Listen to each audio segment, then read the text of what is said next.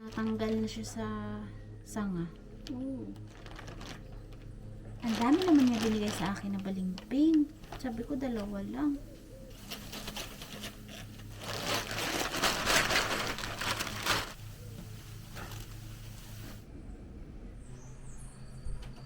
Kain ako ng breakfast ngayon. Kasi alis kami mamaya-maya. Pagka umaga, ganito lang yung ginagawa ko. Magkain ng breakfast, tapos tambay-tambay dito. And then, magmuni-muni, makinig sa mga birds. Ito yung balimbing na binigay sa akin ni Ate Agnes. Yan niya pala ako napakaraming balimbing, hindi ko alam. Siya kasi yung nag-harvest.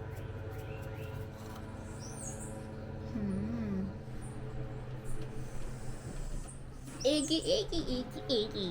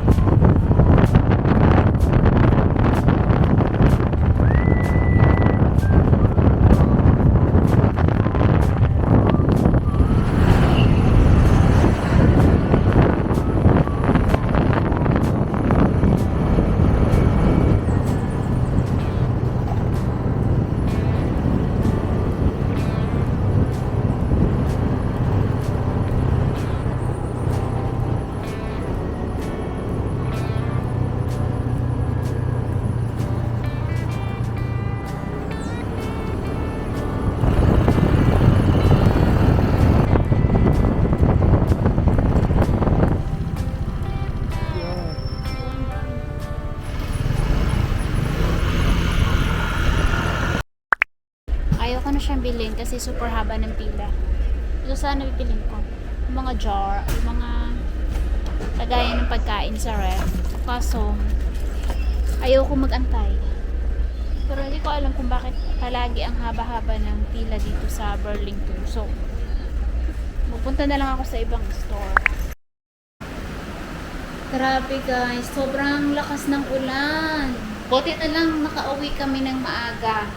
So, umuwi kami ng maaga kasi nga sabi dun sa radar is uulan. So, mabuti na lang mabilis kaming nakarating. And ang lakas-lakas ng ulan ngayon, tingnan nyo sa labas. Pakita ko sa inyo sa labas. Tara! Grabe. Tapos ang lamig ng weather. So, dahil maulan, magbe-bake na lang siguro ako. Magagawa ako ng banana bread gamit ang rice flour. Kuha tayong rice flour. Nakaka-boring pag ganito yung weather, pagka maulan. So, meron akong rice flour. Hindi ko alam kung pwede ba siya. Isip ko kung magluto ako ng kasaba or banana bread. Maybe I'll go sa banana bread para makakain si Alex. Kasi yung saging is very ripe na siya. Ooh. Tingnan nyo. Oh! Baka mahulog. Mayroon naman akong itlog dyan. Luto-lutuan tayo. Tingnan mo naman yung saging. Super itim na niya. Oh, shucks. Hindi ako marunong sa measurement. Tatanungin ko na lang si ChatGPT. Grabe yung ulan. Ang lakas.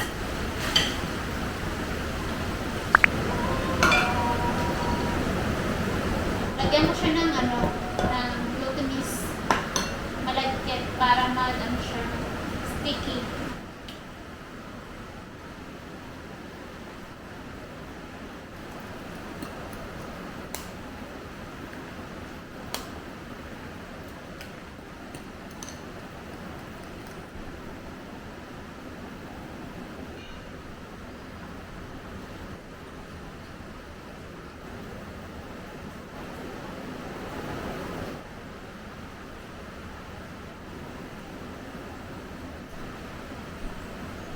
Tapos i-pour ko lang siya dito.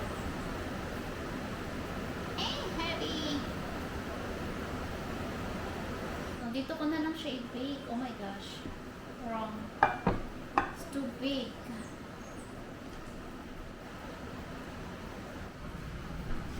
Nakakainis yung gawa ko. Dapat pala hindi ko siya na tinransfer dun sa isang lagayan. So, dito ko na lang siya i-bake. Kasi, maunti lang naman. Kala ko yung malaki pa yung gagamitin ko. So, okay na to. Ganito na natin siya i-bake. Bake lang ko siya ng mga 25 to 30 minutes. Yung ano namin dito, yung oven, ano siya, gumagamit kami ng gas. Hindi siya electric. So, pag binubuksan ko, kailangan may lighter. Nice. There. Tapos, ayan na. Automatic naman to, hindi na siya kailangan mag-wait. Bake lang siya natin ng uncover. We'll see what's gonna happen. I think luto na siya. Tingnan natin. Tadang! Elaine, ibig sabihin luto na siya. Luto na siya, guys. Ito na siya. So, okay naman. Wala siyang, hindi ko siya nalagyan ng sugar.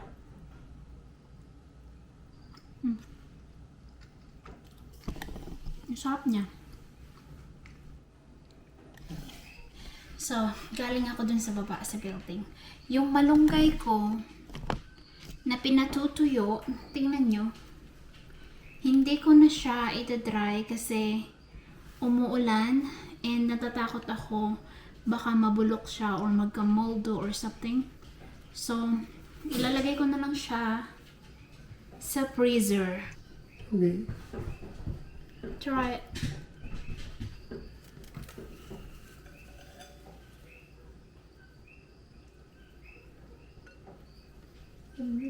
It's not sweet.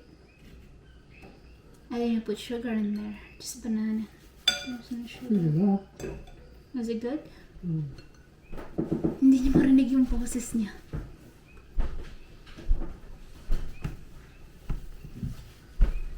Did I put in the Tupperware or I freeze it like this? You can't treat it in that. No. I'll just put in the Tupperware Yeah. then. I don't know if you can freeze it even. Yes, you can. I did it before. Uh, I freeze them.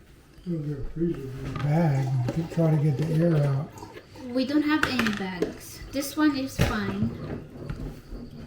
Kind of air in the rest of it. Burn. We'll see. I did it before. It works. Should work again. Well, yes, it is for it. Well, maybe you got idea. Can you send? I'll check. Oh, I don't have Facebook too. I don't have app. But I can try to do scoop. Facebook. You found it already? No, type it there. Pag gagamitin siya natin, magkuha lang tayo dito. Dami. Sabihin ko sa inyo kung ano yung result. So, i-update ko kayo kung anong mangyari. I-cut ko na yung banana bread. Kasi malamig na siya. Bago mo siya i-cut, dapat palamigin mo muna. Medyo burnt yung likod.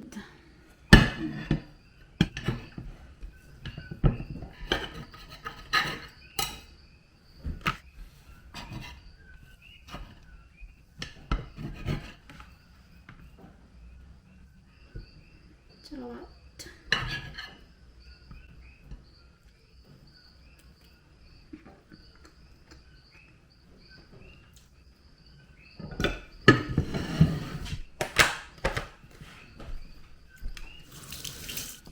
Mag-ayos ako ng gabihan namin.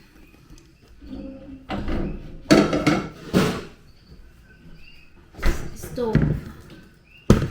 I'm gonna use the microwave. How much do you want? I'm gonna eat some too. Amazing. Kale with chicken and then kanin.